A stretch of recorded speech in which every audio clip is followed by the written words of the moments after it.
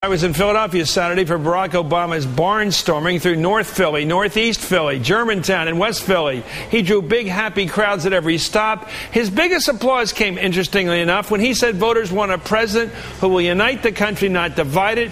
He said that if he's elected, things are not going to be easy, which sounds to me like he wants people to have a reasonable expectation of what's coming and what's possible should he win this thing.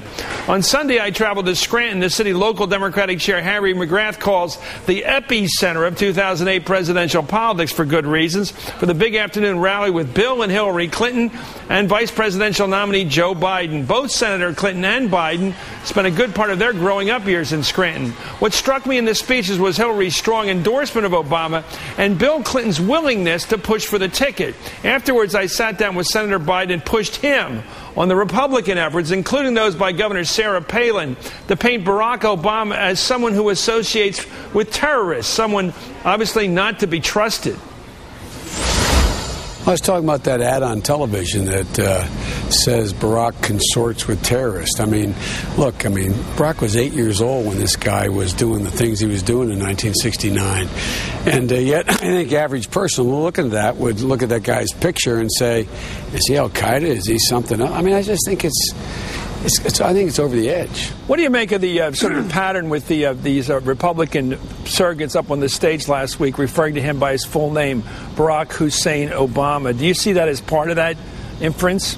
Yeah, look, I think this is all about not wanting to talk about what's really bothering people and trying to change the subject. But look, think about it, Chris.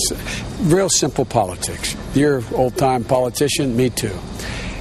How do you explain what got us into the spot we're in economically and in terms of our foreign policy without walking away from the last 8 years' policies or coming up with another explanation why it's somebody else's fault? Well, I don't think the McCain-Palin ticket can do either. One, if they do, they lose their base. The other, if they do, there's no legitimate argument. So what are they going to talk about? They're going to talk about Barack, and they're going to try to scare people. Scare people.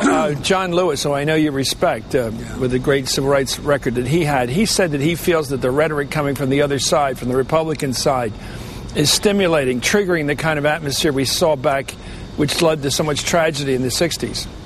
Well, look, I just think it's unhealthy. You know, you don't throw race, terrorism,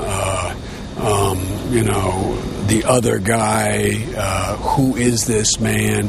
That's a combustible mix in an environment where people are concerned, angry. Some people where we still haven't been able to deal with the cause of what 9/11, and it's just not a healthy mix. I don't think it's.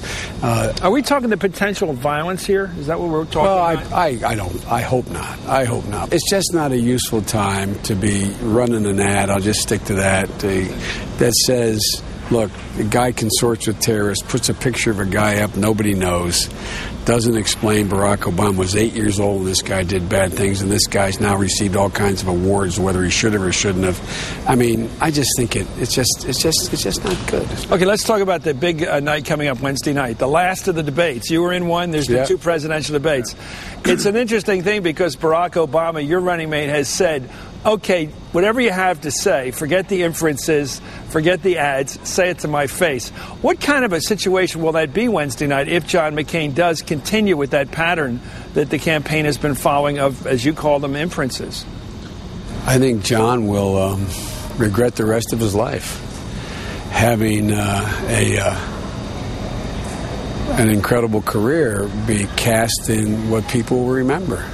I just don't think it. I don't think John will do that. You don't think he'll get face to face? I don't know. I think John has already begun to realize, just by what I've seen on television, and a lot of you have reported, that John's sort of pushing Friday back night. on. Yeah, he did. I have read about him, and he's an Arab.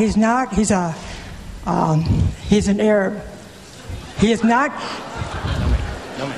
No, ma'am. He's a decent family man, citizen that I just happen to have disagreements with on fundamental issues, and that's what this campaign is all about. He's not. Thank you. That was the old John McCain.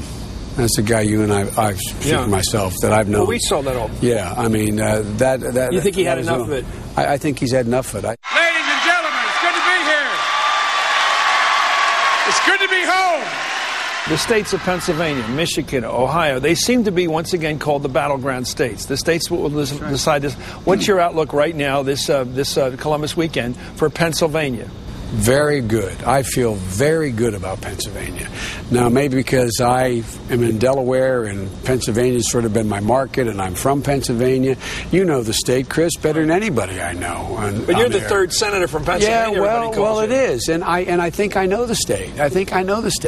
And look, if there's ever a time when the things that matter to the people in Pennsylvania, those very people you're talking, those seniors you're talking about, older population, my God, they just watched $2 trillion of their retirement just blown away, and these guys are talking about privatization or partial privatization of Social Security. They're looking out there, and what's the one thing they've always valued, whether in North Philly or up here? Where was it? Education. My kid's going to get educated. They're looking now and saying, I'm not going to be able to send Mary back to second semester, let alone get Charlie there the first time going around. So all of these issues are issues that I think are really the kitchen table issues of the people that I grew up with. I don't know. I feel good about Pennsylvania. I know we're going to do very well in Michigan, and I think Ohio's come along. I also feel good about Florida. Do you think the regular guy, the regular Joe up here is going to be able to make that leap and say, that guy out there from Chicago with a different name is in my interest? This guy who seems more familiar to me, John McCain, isn't? First blush, no. But now they're getting to know them. Watch them both at debates. What they see in those debates? They saw the guy from Chicago connecting more. They saw the guy from Chicago standing there saying, I can remember my mother when she was dying having to argue with the insurance company. They get it. They get it. They see Barack at the debate. They see him steady. They see him cool. They see him, nothing at all about him came across as sort of ethereal. This guy's in a different place. And they watch John McCain, the guy, heroes up this end of this neck of the woods are people with steady hands, know exactly what they think, know where they want to go. John's bouncing from pillar to post on the issues. He doesn't seem... He's lurching, you say. Well, I did say lurching. I did. Well, what's that mean? Well, he just jumping from one position to another. It's almost like he's. I think John knows. You don't think he's too old, do you? No, I don't think he's too old. When you say lurching, you mean policy. Yeah, I mean policy. I mean, he just is searching for what it is. I think John thought this whole race was going to be about foreign policy, and all of a sudden, it's about things that John. They're not familiar to him. Senator, it's great. Thank you very much, Senator Joe Biden. Appreciate it. Thanks. Thank you, sir.